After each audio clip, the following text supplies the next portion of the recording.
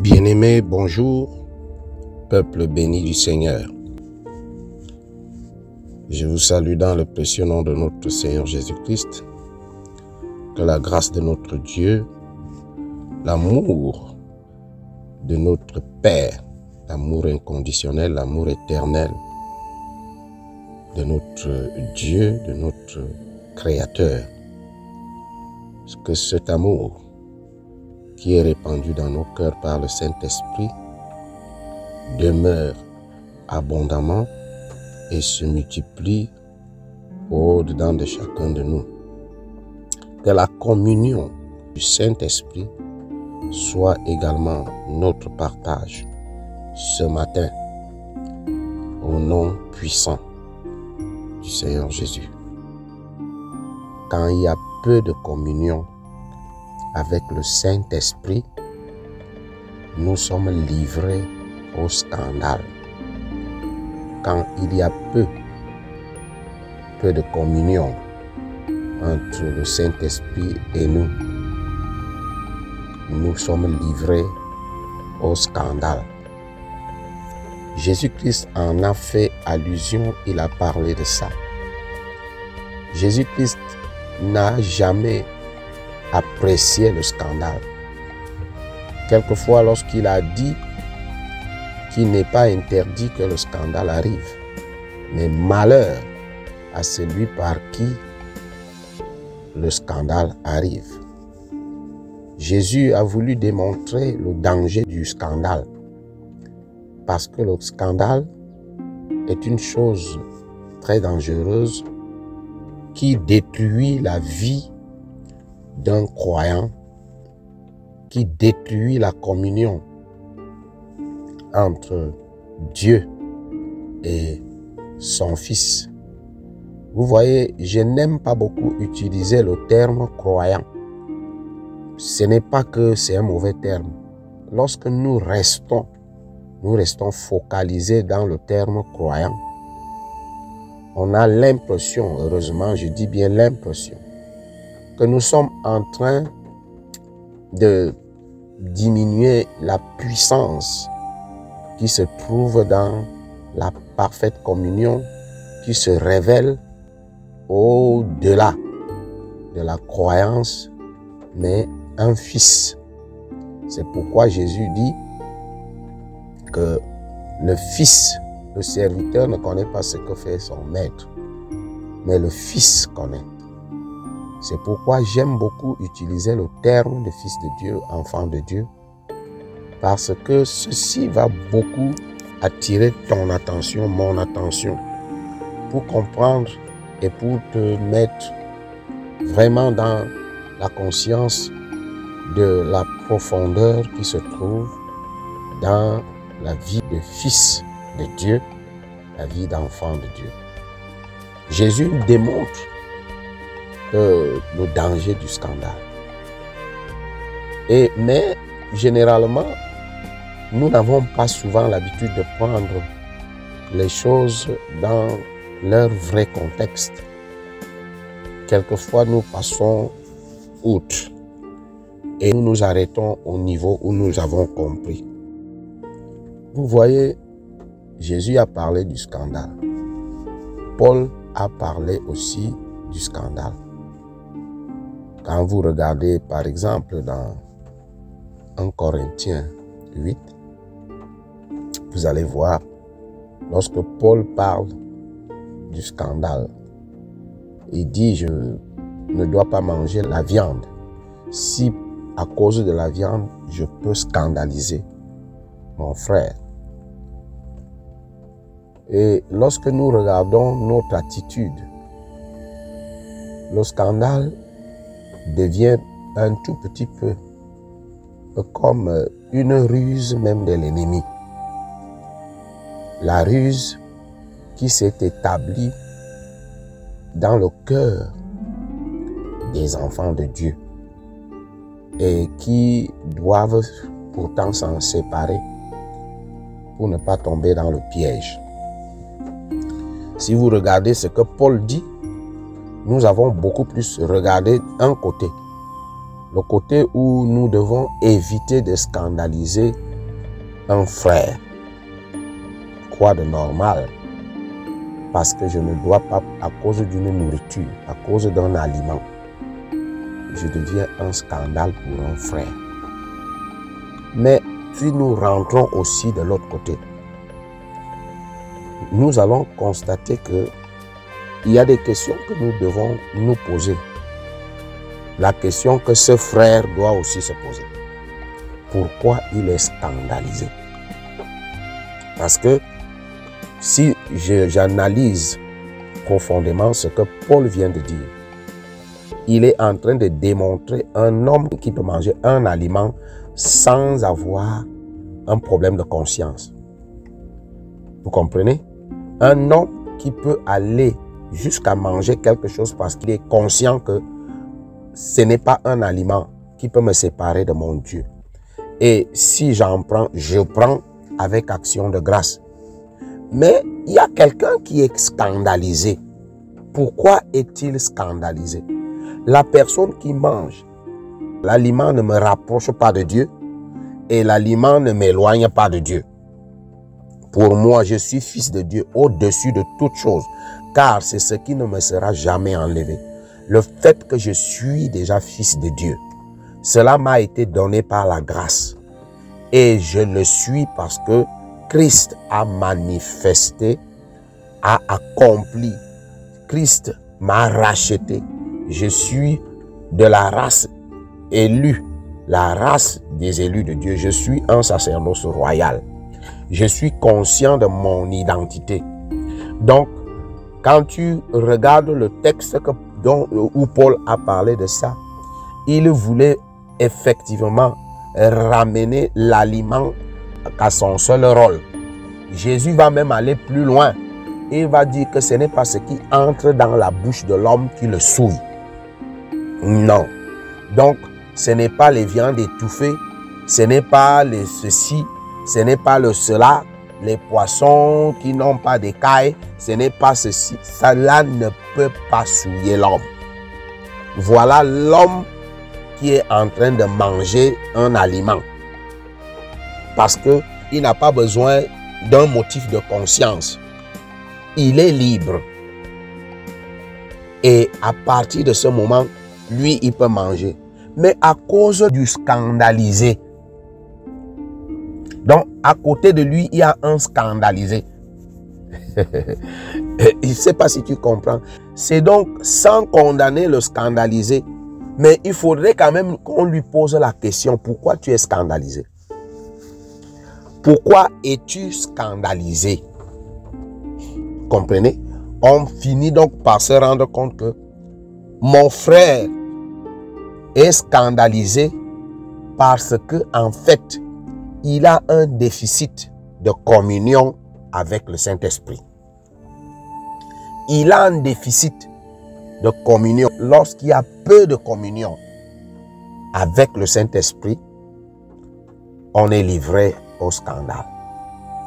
Nous avons démontré, et nous continuons à vous le dire, que ne cherchons pas les scandales dans les vies des frères et des autres qui sont autour de nous. Ne cherchons pas le scandale. Ne fouillons pas les scandales. Lorsque tu vois les défauts dans la vie de ton frère, dans la vie de ta sœur, sache que Dieu est en train de te démontrer qu'il y a encore du travail à faire dans ta propre vie. Je répète, lorsque tu vois les défauts et les scandales dans la vie de ton frère, de ta sœur, sache que Dieu est en train de te démontrer qu'il a encore du travail à faire dans ta propre vie. Bien-aimé, c'est hyper important. En allant lire le texte de Jean chapitre 6, à partir du verset 58, nous allons voir que Jésus, fils de Dieu, est arrivé au point où ses propres disciples sont scandalisés par ce qu'il dit. Vous comprenez? Ils sont scandalisés par ce que Jésus dit. Pourquoi? Jésus nous répond toujours dans le livre de Jean chapitre 16, à partir du verset 12. Jésus dit à ses disciples, « J'ai encore beaucoup de choses à vous dire, mais vous ne pouvez pas les porter maintenant.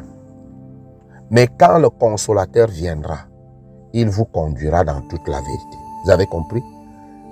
Donc, pour qu'un croyant parvienne à porter les choses importantes sans être scandalisé, il faudrait que le Saint-Esprit de Dieu soit en lui.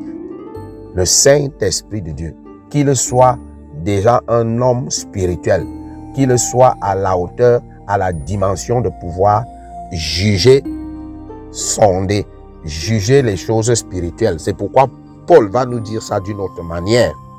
Il dit que l'homme naturel ne peut pas juger les choses spirituelles, car c'est spirituellement qu'on en juge. Donc, mais l'homme spirituel peut juger de tout. C'est-à-dire quoi? C'est-à-dire que le Saint-Esprit te rend un homme spirituel. Le Saint-Esprit développe en toi les vertus de l'esprit. Et tu commences à comprendre les choses de l'esprit. Mais si tu restes un croyant religieux, tu vas croire que tu connais déjà la parole de Dieu. Tu vas répéter certains versets bibliques. Mais ces versets bibliques vont te scandaliser lorsque tu vas constater qu'il y a quelqu'un d'autre qui comprend spirituellement, qui en juge. C'est spirituellement qu'il en juge. Et tu seras scandalisé. Et ce n'est pas la volonté de l'autre de te scandaliser, mais toi tu seras scandalisé, peut-être même à l'insu de celui qui fait naturellement son travail. Je veux parler de quoi? Je veux te parler de la parole de Dieu dans la dimension de la révélation. Tu comprends? Parce qu'il ne suffit pas que toi et moi, nous puissions penser que nous connaissons la parole de Dieu et que nous avons la profondeur. Nous pouvons comprendre intellectuellement, d'une manière théologique. Nous pouvons comprendre et analyser les éléments de l'amour. Parce que quand on dit le fruit de l'esprit, c'est comme si on disait le fruit du prunier, le fruit du papayer. C'est le papayer qui donne la papaye. Est-ce que quelqu'un me suit? C'est le papayer qui donne la papaye. Aussi simple que ça. Donc, je veux te dire que la papaye ne peut venir que du papayer. Donc, si on me dit le fruit de l'esprit, immédiatement, on m'a donné le fruit de l'esprit. On m'a aussi défini en même temps son arbre. Vous comprenez? On m'a aussi donné son arbre. C'est-à-dire que c'est l'esprit qui donne ce fruit. Ce n'est pas moi qui donne le fruit. C'est l'esprit qui produit le fruit. Vous comprenez? Si on peut entrer dans la nature, on va trouver que quelqu'un a fait un verger. Il a mis les arbres, les manguiers, les pruniers, l'avocat. Dans ce champ-là, tu peux le croiser en route avec un panier d'avocats. Il va dire quoi? C'est mon champ qui produit ça. Bon, pour un homme naïf, lui, il va croire que son champ, le champ produit. Ce n'est pas le champ qui produit. Les avocatiers dans son champ, c'est ces avocatiers dans son champ qui produisent les avocats. Donc, le champ est là. Le champ prend, c'est vrai, tire gloire de ce que mon champ produit. Ah, mon champ produit. Mais, en fait, c'est les arbres fruitiers qui produisent ces fruits. Donc, Moi, je suis un champ. C'est pourquoi Dieu est même allé plus loin jusqu'à me considérer comme un arbre. Mais tu vas constater que le même arbre que je suis aussi comme un champ. Je suis aussi comme un champ. Et dans ce champ-là, il y a plusieurs arbres, il y a plusieurs espèces. Prends Galates 5, à partir du verset 16. Tu vas constater que je suis moi. En même temps, un arbre qui peut produire des fruits, mais je suis aussi plus profondément un champ qui peut avoir deux espèces. Vous comprenez? Il y a l'esprit de Dieu, un arbre. Il y a la chair, un arbre. Et chacun de ces arbres produit les fruits. Et ces arbres sont opposés. Autrement dit, il faudrait que moi je sois premièrement véritablement conscient et que j'accepte que le Saint-Esprit me renouvelle mon intelligence. Parce que quand mon intelligence est renouvelée, comme la Bible le dit dans Romains chapitre 12, à partir du verset 2, il dit « Soyez transformés par le renouvellement de l'intelligence. » Parce que quand le Saint-Esprit renouvelle ton intelligence, les fruits de l'Esprit ça va transformer ton être. Donc on va beau dire que tu produis des bons fruits, mais tu restes comme un champ qui produit des bons fruits. Mais c'est les arbres qui sont dans le champ qui produisent. Et ceci est plus sérieux lorsque je le dis dans la vie de ceux qui se font des croyants aujourd'hui. Nous disons croyants, mais si nous parlons plus de la vie chrétienne victorieuse, nous allons constater que ce que nous produisons vient de comment est-ce que notre intelligence, soit qu'il est renouvelé, soit que nous vivons par la chair. Nous pouvons même penser qu'en vivant par la chair, il est possible même d'être un croyant. Ben, tu es un croyant, mais tu peux croire à beaucoup de choses. Les démons croient aussi. Les démons sont des croyants. Hein? Ou bien, vous vous souvenez, non? Que le livre de Jacques nous le dit. Les démons sont aussi des croyants. Mais le problème, c'est quoi? C'est que est-ce que le Saint-Esprit de Dieu, est-ce que c'est lui? Est-ce qu'il y a une communion entre toi et le Saint-Esprit? Je vais même aller plus loin en te disant que si Dieu te considère pour un arbre qui produit des fruits, Dieu te considère pour un arbre parce que il y a une communion entre le Saint-Esprit et toi, c'est-à-dire vous devenez un. Le Saint-Esprit et toi, vous devenez un. Et c'est ça qui est révélé dans le mystère de la nouvelle naissance. Vous comprenez? C'est ça qui est révélé dans le mystère de la nouvelle naissance. Lorsque Jésus parle à Nicodème, Jésus dit à Nicodème, ne t'étonne pas que je t'ai dit qu'il faut que tu naisses de nouveau. Le vent souffle. Personne ne sait là où le vent... Effectivement, quand le vent souffle, nous voyons seulement les arbres bouger. Mais qui peut définir que effectivement le vent là sort et... Non, il en est ainsi de tous ceux qui sont nés de l'esprit. Vous voyez, Jésus définit un homme spirituel, un homme qui est né de l'esprit, comme quelque chose ou quelqu'un qu'on ne peut pas cerner. On ne peut pas le cerner. Et c'est pourquoi la vie chrétienne et la foi chrétienne n'ont pas véritablement forcément besoin de la théologie. Excusez-moi de vous le dire. La théologie a une importance, mais cette importance est limitée.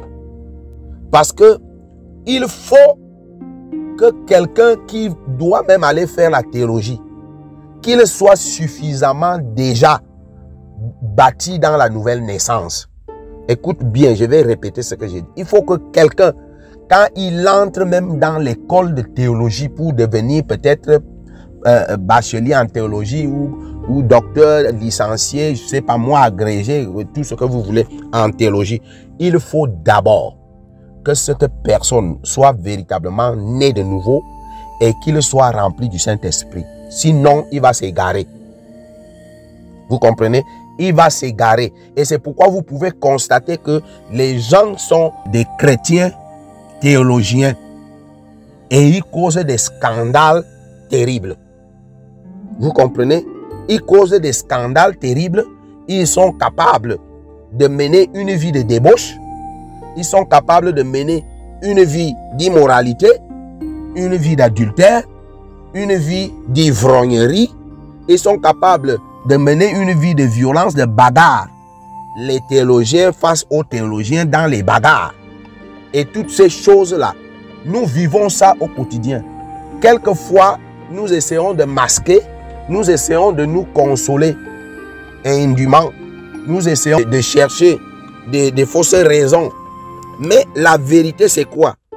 C'est que ce que nous avons trouvé comme vérité selon le Saint-Esprit, c'est que lorsque quelqu'un a peu de communion avec le Saint-Esprit, il va créer des scandales. Il est livré au scandale. Quand on dit livré au scandale, c'est-à-dire que non seulement il peut produire des scandales, mais aussi les scandales peuvent le détruire. C'est-à-dire les scandales même, peut-être les scandales même des enfants de Dieu. Oui, voici Jésus qui va poser la question aux disciples. Pourquoi êtes-vous scandalisés par ce que je viens de dire? Jésus vient de dire quelque chose. Jésus dit que son corps est la nourriture. Il dit aux disciples que vos pères ont mangé la manne et ils sont morts. Je suis le pain qui est venu du ciel. Donc, le pain que je suis là est supérieur à la manne que vos parents ont mangé. Les disciples sont scandalisés. Pourquoi sont-ils scandalisés? Parce que le langage de Jésus est le langage spirituel. Et Jésus va finir à la fin, lorsque nous sommes arrivés au verset 66, il dit que les paroles que je vous donne sont esprit et vie. Ce n'est pas intellectuel, ce n'est pas théologique, ce n'est pas philosophique, ce n'est pas historique. Les paroles que je vous donne sont esprit et vie. C'est pourquoi vous voyez les hommes comme Pierre, les pêcheurs de poissons, ne vont apprendre que sous le menton de Jésus. Ils s'accrochent et quand le Saint-Esprit descend d'en haut, le même Pierre qui fuyait les Juifs, qui se cachait, quand ce Pierre-là, rempli du Saint-Esprit, déjà dans la communion avec le Saint-Esprit, quand ce Pierre a ouvert la bouche, c'est le feu qui sortait. Vous comprenez? Qu'est-ce qui s'est passé? C'est la communion du Saint-Esprit. Lorsqu'on dit le fruit de l'Esprit, le fruit qui vient de l'Esprit de Dieu, le fruit qui est produit par l'Esprit qui est en nous, le fruit là peut être de notre esprit, de la nouvelle naissance, mais qui vient du Saint-Esprit. Vous comprenez? Parce que nous ne pouvons donc pas expliquer ce fruit-là comme si c'est une attitude qui est liée un peu à notre intelligence ou à la sagesse humaine. Non. Nous pouvons tout simplement prendre la totale conscience. Écoute bien ce que je dis. Nous pouvons prendre la totale conscience de ce que en nous habite la plénitude de la divinité. Donc, si la plénitude de la divinité habite en nous par le Saint-Esprit, alors le fruit qui sort de nous, qui peut avoir beaucoup d'attributs ou beaucoup de synonymes. Le fruit de l'esprit peut avoir beaucoup de synonymes. Par exemple, la fidélité, par exemple, l'amour, par exemple, la joie, la paix, la bonté, la tempérance, la bénignité, la maîtrise de soi. Bon, cela veut dire que ces choses ne peuvent pas venir ni de la chair ni du sang. Est-ce que quelqu'un m'écoute? Ça ne peut pas venir de la chair ou du sang. C'est pourquoi vous voyez certaines personnes commencent à vouloir absolument démontrer qu'il a déjà le fruit de l'esprit. Et commence à manifester une sorte de patience. Mais cette patience va s'arrêter à un moment. Et commence à manifester quelque chose qui ressemble à la maîtrise de soi. Quand il va arriver à un certain niveau, quand Satan va essayer de mettre le pied sur l'accélérateur, le gars va rester au carrefour. Qu'est-ce qui s'est passé? Est-ce que le Saint-Esprit est faible? Non. La chose est simple à comprendre. Il doit d'abord rentrer dans la prise de conscience de son identité d'enfant de Dieu. Il doit rentrer dans la conscience de la nouvelle naissance. La nouvelle naissance, la nouvelle naissance, la nouvelle création. La communion là a des éléments qui font que lorsque tu rassembles ces éléments, tu vas donc constater que la communion n'est pas tout simplement un petit état d'esprit. Non. 3 éléments parmi tant d'autres peuvent vraiment refléter la communion qui est en nous. Le premier élément, c'est le salut de notre âme. L'âme de l'homme a 6 sens. Ce sont ces 6 sens de l'homme qui reçoivent le salut. Les 6 sens de l'homme, ce sont les pensées, la volonté, la conscience, l'intelligence, les sentiments, les émotions. Ces 6 sens permettent donc à ce que l'homme, parce que l'âme de l'homme, c'est l'homme lui-même.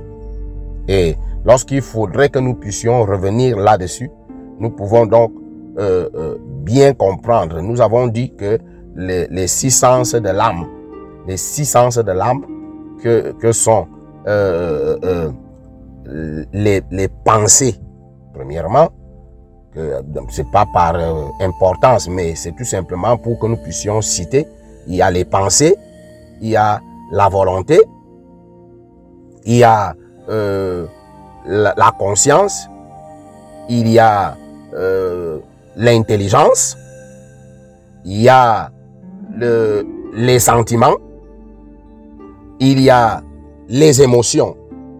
Alors, les 6 sens qui forment, qui sont dans l'âme de l'homme. Et donc, quand on parle du salut, le salut de Jésus-Christ, c'est cette âme que Jésus est venu sauver. C'est cette âme que Jésus est donc venu sauver. Donc, lorsque le salut a bel et bien maîtrisé les 6 sens de l'âme, l'âme de l'homme est maintenant vraiment libre. Vous comprenez? Et c'est pourquoi Paul parle de l'intelligence renouvelée. Parce que quand ton intelligence est renouvelée, tu entres dans la révélation de la parole. Tu manges donc de la bonne nourriture et le Saint-Esprit, il déverse donc les fleuves d'eau vive dans les 6 sens de ton âme. Et tu deviens donc un homme qui est capable maintenant de marcher selon l'esprit. Tes pensées, tu peux déjà les maîtriser. Ton intelligence est déjà renouvelée. Le deuxième élément est donc la nouvelle naissance, la nouvelle création. Parce que le salut que nous parlons, c'est Jésus qui est mort sur la croix du Calvaire pour nous donner ce salut.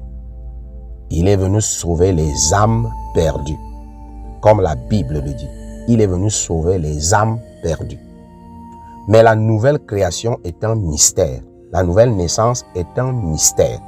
c'est-à-dire dans Ézéchiel 36, Dieu nous permet de comprendre là-dessus que il nous donne un esprit nouveau. Donc c'est le deuxième élément qui affectionne la communion pour que cette communion arrive véritablement à la perfection. Le troisième élément, c'est tout simplement notre engagement envers le Seigneur. Parce que nous devons nous engager et savoir qu'est-ce que je veux devenir. Vous comprenez? Est-ce que je veux être un christianiste ou bien je veux être un enfant de Dieu ou fils de Dieu, un enfant de Dieu né de nouveau? Ça, c'est ta responsabilité. Parce que ce que tu voudrais être, c'est ça que tu seras. Si tu veux être un christianiste, c'est-à-dire de la religion chrétienne, il n'y a pas de problème. Je déclare même en ce moment que le Saint-Esprit est déjà en train d'opérer parce qu'il veut faire de toi un mystère sur cette terre. Le Saint-Esprit a ce projet, a ce plan. Le dessein de Dieu s'accomplira dans ta vie.